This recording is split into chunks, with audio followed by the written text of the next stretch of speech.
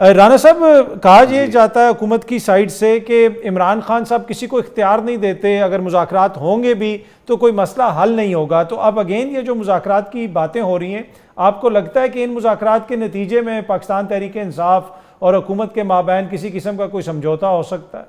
किस चीज़ का समझौता? मतलब क्या समझौता करेंगे ये? क्या जो पीटीआई की लीडरशिप पे सजाएं हुई हैं उनके लिए ये ख़त्म करने का इख्तियार रखते हैं? क्या इमरान खान पे जो 250 मुकदमात हैं उनको ये ख़त्म करने का इख्तियार रखते हैं? क्या जो पीटीआई के ऊपर एक गैर अलानिया कलअदम जमात का फैसला कर लिया गया उसको ख़त्म करने का इख्तियार रखते हैं? ये तो अपने बुए ने ठीक करा सकते हैं। इन्होंने को खाक देना है पीटीआई को, और कि जी जो छोटी मोटी शफा हमसे ले लें। आप तो खुद दवाई लेने किसी और डॉक्टर के पास बैठे होते हैं, आपसे क्या शफा लेनी है? ये लड़ाई ना हुकूमत और इमरान की है, ना हुकूमत के पास इनके लिए कोई मदावा है। उनका तो जो स्पीकर उन्हें बार बार मुज़ाकरात की कह रहा है, उसके प्रोडक्शन ऑर्डर को कोई नहीं मानता।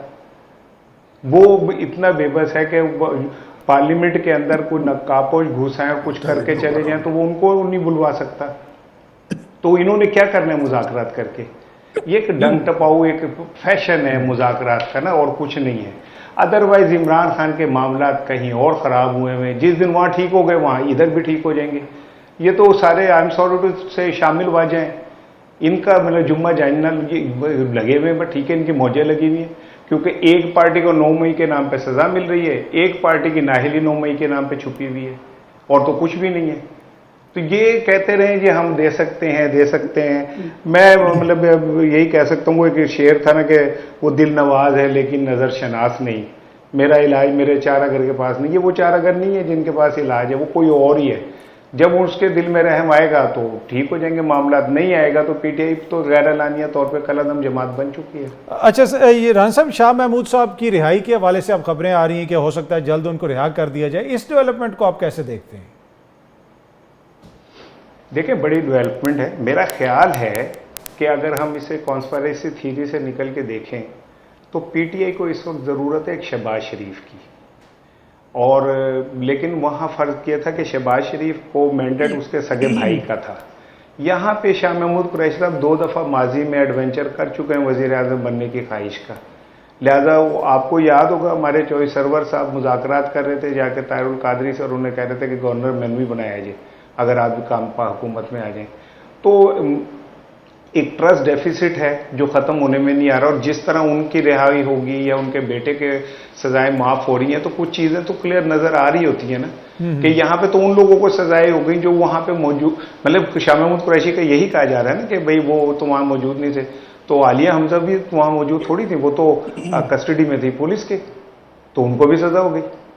तो हमें कुछ चीज़ें साफ नज़र आ रही होती हैं कि ये क्या हो रहा है, ये क्या होने जा रहा है। हाँ, वो बाहर आके परवेज़ इलाही के साथ मिलकर एक नई पीटीआई बना दें जिसको सपोर्ट भी हो, जो टीवी पे भी आ जाए, जिसके नाम लेने पे भी कोई मुश्किलात ना हो, जिसकी प्रेस कॉन्फ्रेंस भी दिखाई जा सके, तो ऐसा हो सकता है। ठीक। और बात फिर वहीं आ जाती है कि ये पार्टियां भी तब तक ही बनेंगी छोटी मोटी, जैसे बच्चों के गर्मियों में दाने निकल आते हैं, तब तक जब तक इमरान के मामला सही नहीं होते। जिस दिन सही होंगे ये सारे, इनकी कोई वैल्यू नहीं, ये तो तांगे पे लटकी हुई सवारियां हैं, जहां तांगा रुकेगा उतार देंगे इन्हें।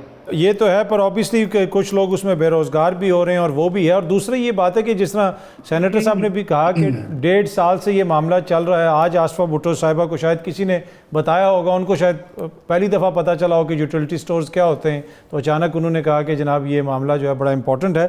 पर मैं ज़रा राना साहब को भी शामिल करना चाहता हूँ। राना साहब, आपके लगता है तज्जिए से इख्तियार वली साहब की थोड़ी सी दिल आज़ारी हुई है, बड़ा उन्होंने सागर सिद्दीकी टाइप का माहौल बना दिया, जिस तरह की उन्होंने बात की कि हम सब को थोड़ा बहुत ख्याल करना चाहिए, अभी जश्न आज़ादी मनाने का टाइम है, चीज़ों को आगे लेके चलने की ज़रूरत है। अच्छा देखें, अगर आप मुझे बहुत अरसे से जानते हैं, मैं तो इमरान खान के दौर में इमरान खान पे भी इसी तरह तनकीद करता था, और मैं तो जो वो गलत करता था मैं उसके ऊपर खुल के बात करता था। मैं तो तब भी उनका प्यारा नहीं था। 3.5 साल में एक दफ़ा मेरी उससे वो नहीं हुई मुलाकात। तो हमारा काम है सहाफ़ी का कि जो गलत है उसे गलत कहें, और अगर इख्तियार वली साहब को सिर्फ ये है कि सिर्फ हम उन्हें कह रहे हैं तो इनकी गलत फहमी है, आप कहने की जरूरत नहीं करते, ठीक है ना? जुर्रत वाला ज़रा प्लीज़। इसको ना इस्तेमाल इसको करें। कार्रवाई से हज़फ करवा जब दें। आप मेरी नीयत पे शक कर रहे हैं और मुझे कह नहीं रहे हैं सर, कि मैंने मैं आपका जानिबदार नाम हूं, तो लिए मैं ये बगैर जरूरत का लफ्ज नहीं इस्तेमाल कर सकता। मैंने आपने मुझे मुखातिब करके कहा कि जी ये जो पैनलिस्ट हैं ये जानिबदारी का मुजाहरा कर रहे हैं, तो अब मेरी भी सुन लें बात। मैंने आपकी बात बड़े तहम्मुल से सुनी थी इख्तियार वली साहब, मेरी भी सुन लें। अगर आप जुर्रत की बात करते हैं तो जुर्रत मेरी दास्तान मेरी पिछली जिंदगी ही गवाही देती है कि मैं कितना जुर्रतमंद हूँ।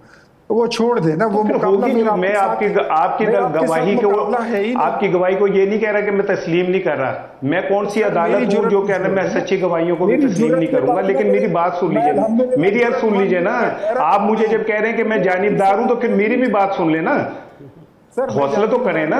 अगर आप मुझे जानिबदार कह रहे हैं तो मेरा पॉइंट ऑफ व्यू तो सुने ना। चले, मैं इख्तियार वली साहब मैं आपके पास आता हूं। मैंने तो आपकी बात में बिल्कुल नहीं बोला। आप एसआर राना साहब, आप अपनी बात में बिल्कुल कंप्लीट नहीं कर बोला लें, था। आप फिर जरा मैं हिम्मत इख्तियार करें वली ना, साहब हौसला से। करें, सुन लें जरा। फिर आप भाईजान मुझ में हिम्मत है, हिम्मत की बात ना करें आप, बात तो गलत फिर कर सुन रहे हैं। लें। हिम्मत वाले सुनते हैं, नहीं, मैं हिम्मत वाले वाला मेरी हूं, तरह आपकी सुनता बात हूं। को सुनते हैं। आपने मुझ लेकिन पे तनकीद की, मैं सुनता रहा, मैं हंसता रहा यार, हूं। आप पे किसने अब आप तनकीद हिम्मत करें, आप की? चुप करके मेरी बात सुन आप पे लें। किसने तनकीद की? आपका बोलना ये बता रहा है कि आप मेरी बात नहीं सुनना चाह रहे। आप में सुनने की हिम्मत नहीं है।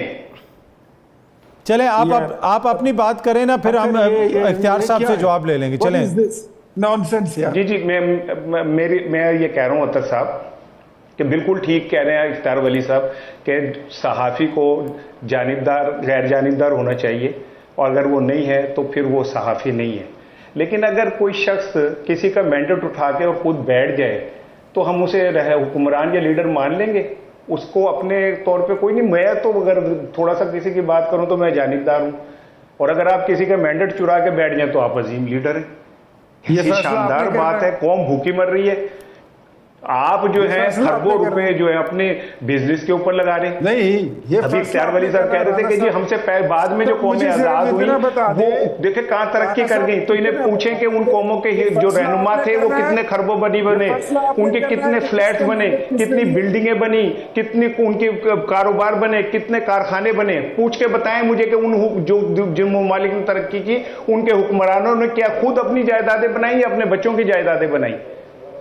और कल 14 अगस्त है, पाकिस्तान का हमारा आज़ादी का दिन है। अगर आप हमें बोलने नहीं देंगे तो फिर ये भी ना कहें कि ये यौम आज़ादी है। मैं पाकिस्तानी हूं, मेरा अपना ज़मीर के मुताबिक जो मैं समझूंगा सही है मैं बोलूंगा। मुझे ना इख्तियार वली साहब आपसे इजाज़त लेने की ज़रूरत है ना ये किसी और से। एसआर राना साहब, 14 अगस्त के हवाले से तहरीक इंसाफ वाले पहले कहते रहे एहतजाज होगा, अब वो ये कह रहे हैं कि जी जश्न मनाया जाएगा। तो ये कोई कन्फ्यूजन नज़र आ रही है, वो एहतजाज करेंगे या जश्न मनाएंगे? और ये पॉलिसी आप कैसे इसको देखते हैं? एक्चुअली वो निकलने की इजाज़त मांग रहे हैं। ओके। वो कह रहे हैं हमें किसी तरह बाहर निकलने का मौका दे दें।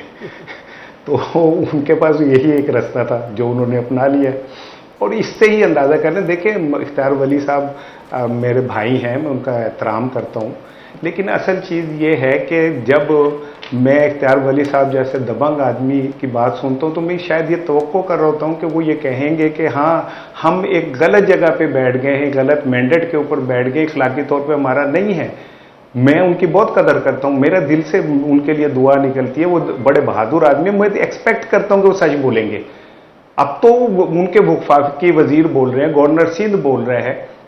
अब ये कैसे समझ सकते हैं कि जिस जगह पे आप मैंडेट को नहीं मान रहे उस जगह को आज़ादी मान लेंगे आप? मेरा बाप कायदे आज़म का ज़ाती मुलाजिम था, वो जिस ट्रेन में आया था मेरे बाप और मेरी माँ वो लाशों के नीचे दब के आए थे, उनके ऊपर के जितने लोग थे उन्हें मार दिया गया था। जब वो पाकिस्तान की सरजमीन पर कदम रखा था उसके कपड़े खून आलूद थे। मैं अपने बाप की मोहब्बत से कैसे दगा कर सकता हूँ? लेकिन जब मैं देखता हूँ पाकिस्तान के अंदर ऊपर बैठे हुए लोग, चंद लोग दिन ब दिन अमीर से अमीर तरीन हो रहे हैं, नीचे लोग भूखे मर रहे हैं, लोगों के पास खाने को नहीं रहा, जिंदा रहने का जवाब नहीं रहा। आप हमें कोई और डिक्टेट कर रहे होते हैं कि नहीं हम सहाफ़ी जो हैं वो गैर जानिबदार होकर बोले। मैं क्या बोलूं? मैं ये कहूं कि लोग जो हैं वो भंगड़े डाल रहे हैं, नीचे धमाले डाल रहे हैं खुशी से। मेरे इर्द गिर्द लोग भूखे मर रहे हैं, उनके पास बच्चों की फीसें नहीं है, उनके पास मेडिसिन के पैसे नहीं, उनकी बेटियां घरों में बैठी बूढ़ी हो रही हैं सिर्फ क्या नाम है जहेज के नाम पे। उनके बच्चे तालीम हासिल करके डिकेत बन रहे हैं या वो नशे ही बन रहे हैं। तो मैं क्यों नहीं बात करूंगा? मैं क्यों नहीं कहूंगा कि खुदारा आप रहम करें यार, अपने बच्चे आपके खरबोपति हो गए, आपके बच्चों को पता भी नहीं कि कितने पैसे आप उनके पास है। इस पाकिस्तान पे रहम करें यार। कल यौम आज़ादी है, इस आज़ादी को उस तरह मना लेने दें जिस तरह मेरे बाप ने इस कुर्बानियां देते हुए ख्वाब देखा था।